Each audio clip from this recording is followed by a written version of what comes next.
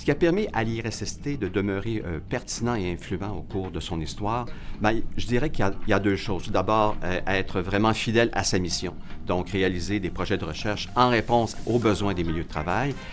Dès le départ, ce qui a été jugé vraiment pertinent, c'est de mettre en place un programme de bourse d'études pour des étudiantes et des étudiants universitaires, la mise en place également des programmes de subvention de recherche. Il y a eu aussi également l'élaboration, la conclusion de plusieurs partenariats de recherche, mais aussi, et ce qui est important, la création d'équipes internes de chercheurs et de chercheuses à l'IRSST. Sur le plan scientifique, dans les prochaines années, je pense que l'IRSST devra rester bien branché sur les besoins des milieux de travail. Il faut aussi qu'on puisse lire adéquatement les enjeux qui émergent, puis de développer les compétences et les expertises nécessaires pour y répondre. On a aussi des grands défis planétaires, des changements sociaux. C'est pas seulement qui concerne la SST. Je pense au changement climatique, au changement démographique, à l'interne, je veux dire au Québec ici, mais au changement aussi, tout ce qui s'appelle les pressions migratoires.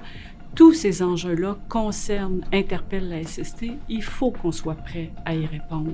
En troisième lieu, peut-être un petit peu plus largement, je dirais que le monde de la recherche, le monde de la science scientifique a aussi ses propres défis. On ne peut pas, nous, rester, je dirais, indifférents à ça. Donc, tout ce qui concerne la désinformation, l'arrivée de l'intelligence artificielle, distinguer le vrai du faux, ce sont des choses qui nous concernent aussi. Moi, je dirais que l'évolution de l'IRSST a été jalonnée par de nombreuses réalisations par notre personnel scientifique, souvent accompagné par des collaborateurs à l'externe.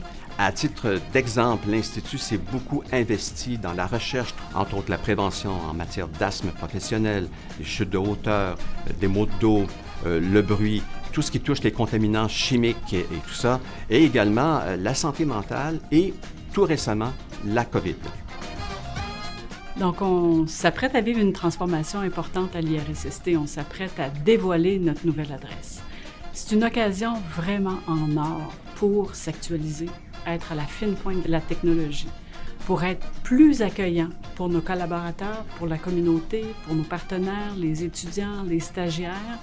Et on essaie aussi d'utiliser cette occasion-là pour pouvoir être beaucoup plus attractif pour nos propres employés, avoir des espaces modernes, actuels. Bien, je dois avouer qu'après, je vous dirais, plus de 40 ans à l'IRSST, ce qui unit vraiment le passé, le présent et je souhaite également l'avenir, c'est la passion. La passion qui animait vraiment mes collègues scientifiques là, tout au long de ces années. Puis ça a été pour moi vraiment un honneur et un privilège de les côtoyer, que ce soit au quotidien, lors d'événements institutionnels ou lors de l'animation là, des rendez-vous de la science. Donc c'est vraiment cette passion et aussi cette fierté manifestée lorsque les professionnels communiquaient leurs résultats, amenaient sur la table les différentes propositions et les solutions, là, tout ce souci là, d'être le plus applicable possible pour les milieux de travail. Tu as raison, François. Quand je suis arrivée ici, ça m'a marqué. Comment les gens avaient la mission tatouée sur le cœur. Les gens, ils disent comme ça aussi. J'ai la mission tatouée sur le cœur, puis ça paraît.